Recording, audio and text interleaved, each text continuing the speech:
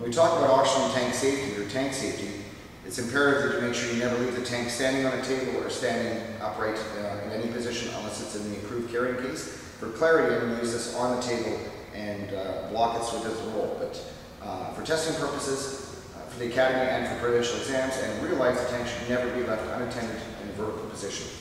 Again, one thing you must make sure you don't do is to grease any of the fittings with any sort of oils or petroleum product, petroleum distillate, lubricants of any sort, because oxygen under high pressure with grease, you can have a spontaneous combustion and you can have a fire with it. So again, this is the pin index system on here, the stem, and then the opening for the oxygen tank itself is right on top. This is an oxygen wrench, and basically, if you get a new tank, you would take all the plastic fittings off the edge. If you look at a brand new tank, it will be bound with plastic, which you take off. It will also have a green or a yellow nylon orifice protector inside. That is not a washer.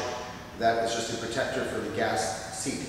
That comes out so you have a clean face here, and then what you can do is, the first thing you're going to do is crack the tank to put it in service. Cracking the tank means to blow the dust and debris out of the gas orifice so you don't end up having anything contaminated the regulator. So when you go to crack a cylinder, make sure that the orifice of the gas valve is pointed away from yourself. Make sure your hand does not cover the gas protector because you can embolize gas into your hands if it cuts in under high pressure.